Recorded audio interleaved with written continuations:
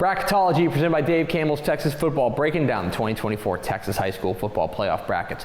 I'm Greg Tepper. This is 3A Division II. And in the past couple of years, 3A Division II has kind of been like wake me up when we get to the semifinals.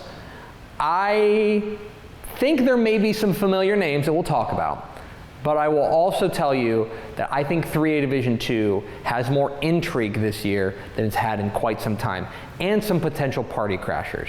So we'll start with Region 1. Region 1 is one of those regions where we've said, let's wake me up until we get to the semifinals because of one team, the Canadian Wildcats. I think this is a Canadian team that is not quite up to the standard of some past Canadian teams. That's a really high bar. It's an unfair bar, quite frankly, but I think that they are gettable within Region 1, specifically by a team like Wall. Okay, the Hawks are playing exceptional football right now. I think they are actually the favorite right now, although they got put in the tough side of the bracket, having to deal with Childress potentially in the second round of the playoffs, and then potentially a tricky Crane team in the third round. Up here at the top half, Canadian I think is still the favorite up here. They've gotten their wheels back on. I want to see what they can do defensively. Idalou potentially looms in a regional semifinal as well. Over to Region 2. Now, Region 2 has been the other region where it's like, wake me up when you get to the semifinals because of Gunner, right? Gunner has won this region since time immemorial, and there's no reason to think that the #1 team in the state won't enter as the favorite. Again, not just to win Region 2, but to win the state championship. With that said, I think Region 2 got a real glow up this year, and I think that it's a better region overall that could give them some challenges. Wichita Falls City View is a dangerous team. Okay, they are a team with athletes, and when you take a look at the types of teams that have beaten Gunner in the past, they've looked like City View with high-octane athletes that get out and run, that use their speed against them. That is the real thing. I'm interested to see what City View looks like. Stumbled a little bit towards the end of the season. Top half of the bracket, remember Toller played in the state championship last year at the 2A level, got moved up to 3A. They are rolling right now 9-1 in their 3A debut. Holiday is another team that I think is a threat as well. They could be looking at a regional semifinal matchup with either Toller or Bells. Over to Region 3.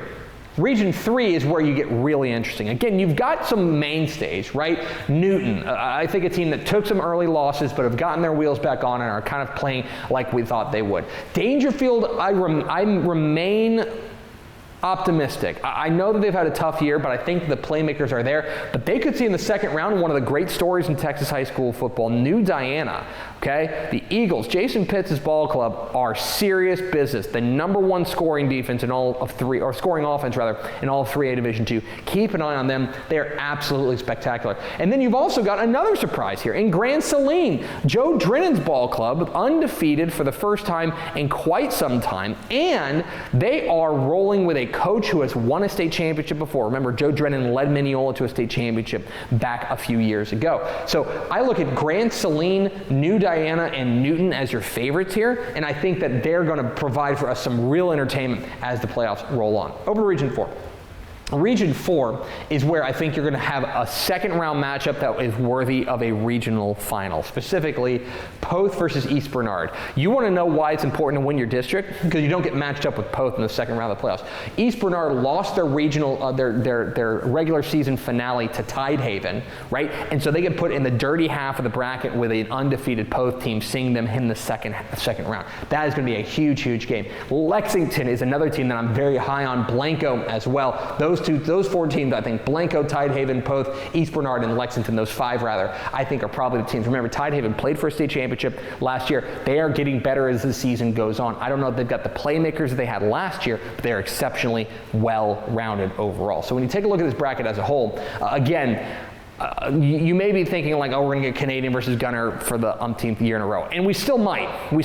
But there's reason to believe there could be some sea change over here. And over here, you got an absolutely wild Region 3 and a really interesting high variance Region 4 as well. That should make 3A Division II one of the most exciting brackets in Texas high school football. We'll have you covered with all 12 brackets at texasfootball.com.